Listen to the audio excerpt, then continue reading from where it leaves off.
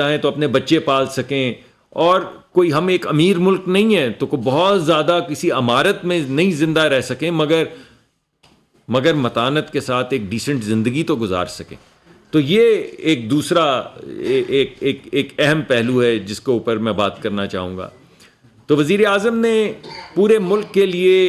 2 علیحدہ اسٹریٹجیز بنا دی ہیں جو میں آپ کے سامنے رکھنا چاہتا ہوں. ایک اسٹریٹجی ہے شہری علاقوں کے لیے اور ایک اسٹریٹجی ہے دیہی علاقوں کے لیے. تو پہلے میں آپ کے سامنے دیہی علاقے جو ہیں پاکستان کے، ان کا لائحہ عمل جو ان کے ذہن میں ہے پیش کرتا ہوں. دیکھیے دیہی علاقوں کے اندر کیا ہوتا ہے، 3 چیزیں ہیں. اگر آپ دیہی علاقوں میں ترقی کرنا چاہتے تو 3 چیزیں ہیں. کسان کو کیا چاہیے جی؟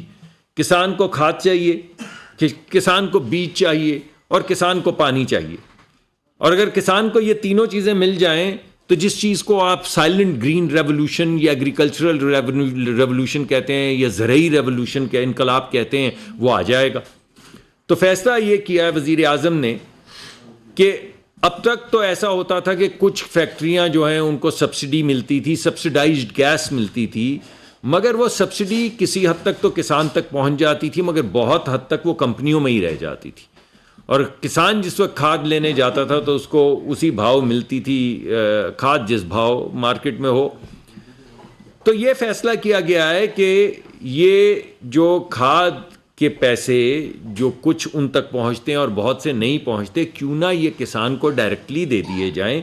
تاکہ وہ کھاد مؤثر طریقے سے خرید سکے. تو ایک تو یہ فیصلہ کیا گیا جس سے کھاد کی یعنی کم قیمت پہ اویلیبلٹی جو ہے کسان کو انشور کی جائے گی. یہ پہلی بات ہو گئی. دوسری بات یہ ہے کہ جو بیج ہے اس کے اندر بھی آپ کو معلوم ہے کہ پاکستان میں کچھ کمپنیاں ہیں جن کی اجارہ داری ہے.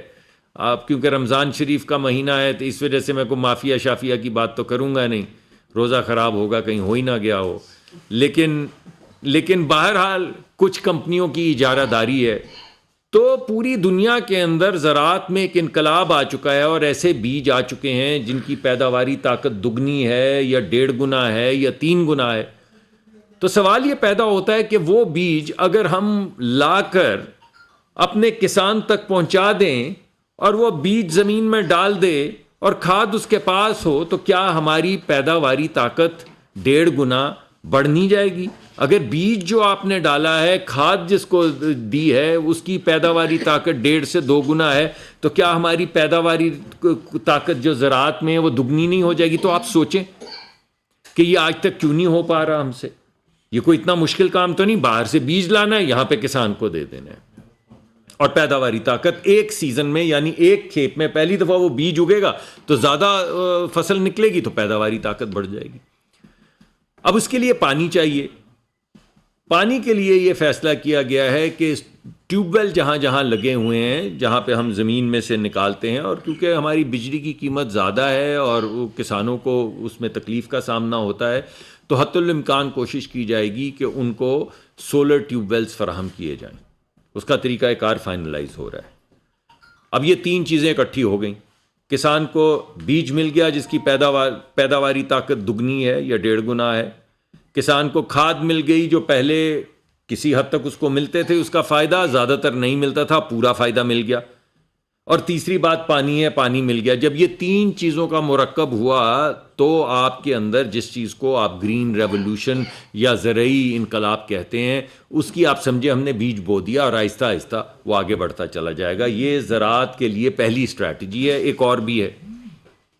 دوسری اسٹریٹجی یہ بھائی کہ آپ سوچے پوچھیں اپنے کسان بھائیوں سے جو پیرشبل چیزیں، آپ جائیں ناردرن ایریاز میں جائیں تو خوبانی جو ہے آدھی وہ گل سڑ جاتی ہے درخت پہ لگی ہوئی، آدھی آپ کو زمین پہ گری پڑی ملتی ہے. اسی طرح دیگر ہماری جو مالٹے ہیں، ہمارے کینو ہیں، ہمارے آم ہیں، 30 سے 35 تخمینہ یہ ہے کہ 30 سے 35% جو ہمارے فروٹس ہیں اور پیرشبل ویجیٹیبلز ہیں وہ مارکیٹ میں آنے سے پہلے ہی ضائع ہو جاتے ہیں. تو فیصلہ یہ کیا گیا ہے کہ گاؤں بڑے انڈسٹریل پارک نہیں کہ پھر وہ زمینوں کی سٹہ بازی شروع ہو جائے. سٹہ بازی تو کوئی برا لفظ نہیں ہے، زمینوں کی ہمارے ہاں نہیں ہے ویسے ویسے ہے لیکن زمینوں کا لین دین شروع ہو جائے تو بجائے اس کے کہ زمینوں پہ فوکس کیا جائے، انفراسٹرکچر پہ فوکس کیا جائے، ہر ڈویژن گاؤں میں جہاں پہ جو چیز پیدا ہوتی، کہیں امرود پیدا ہوتے ہیں، کہیں سبزیاں پیدا ہوتی ہیں، کہیں آڑو پیدا ہوتے ہیں، تو ہر جگہ پہ جو چیز پیدا ہوتی ہے اسی مناسبت سے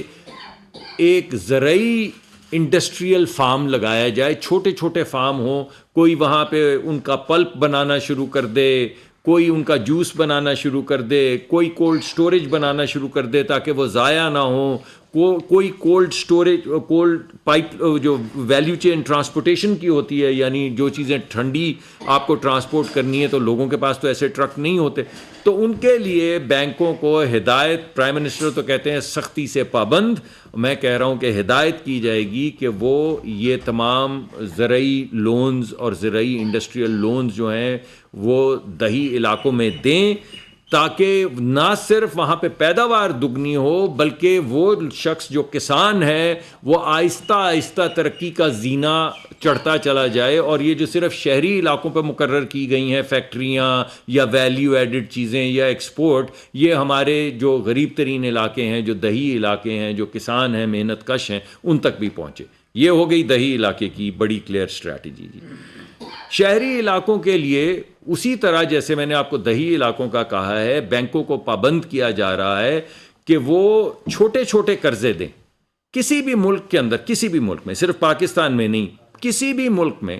تقریباً 70 سے 80% امپلائمنٹ جو ہے وہ small to medium sized enterprise میں ہوتی ہے، یعنی چھوٹے جو کاروباری طبقہ ہے، چھوٹے کاروبار ہیں، وہ امپلائمنٹ پیدا کرتے ہیں اور ہمارے بچے بچیوں کو روزگار چاہیے۔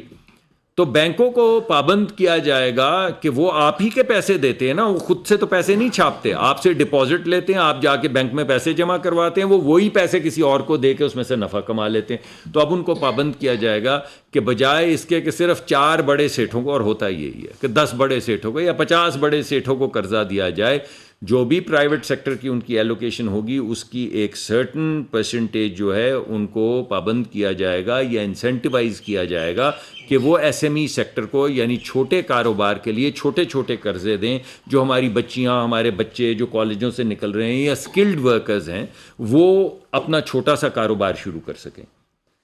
دوسرا، شہری اور دیہی علاقوں کے لیے، مگر میرے خیال میں شاید آئی ٹی کا زیادہ رجحان شہری علاقوں میں زیادہ، ہم بدلنا چاہتے ہیں اس کو مگر زیادہ کیونکہ اس وقت ہے، تو تقریباً 5 لاکھ بچیوں اور بچوں کو جو دنیا کی ایڈوانس ترین، جس کو آپ یہ آرٹیفیشل انٹیلیجنس کہتے ہیں یا مشین لرننگ کہتے ہیں، تو وزیر اعظم نے کہا ہے کہ ہم ان اپنی بچیوں اور بچوں کو مشین لرننگ کے لیے ٹریننگ دیں گے، بوٹ کیمپ، یعنی کالجوں سے وہ نکلتے ہیں تو ہنر نہیں ہوتا۔ اب آپ کے بھی بچے بہن بھائی ہیں، جب آپ کوئی پڑھ کے نکلیں فزکس کے اندر بی اے کر کے یا ایم ایس سی کر کے یا بی ایس سی کر کے نکلیں، تو کوئی ایسا ہنر نہیں ہوتا کہ آپ کو فوری طور پہ نوکری مل جائے، یعنی ذہین تو آپ نے تعلیم حاصل کر لی ہوتی، کہیں نہ کہیں آپ کی کھپت تو ہو جاتی، مگر ہنر اس میں اگر ایڈ کر دیا جائے، جتنے انجینئرنگ میں سے بچے نکل رہے ہیں، جتنے فزکس میں سے بچے نکل رہے ہیں، جتنے میتھ میں سے بچے نکل رہے ہیں، سائنسز پڑھ کے نکل رہے ہیں، اگر ان کو مشین لرننگ اور آرٹیفیشل انٹیلیجنس میں 8 ہفتے کا 12 ہفتے کا بوٹ کیمپ کروایا جائے، تو ایک ایسا ہنر ہے جو پوری دنیا میں جس کی ضرورت ہے، اور پوری دنیا میں اس وقت لوگ نہیں ہیں جو یہ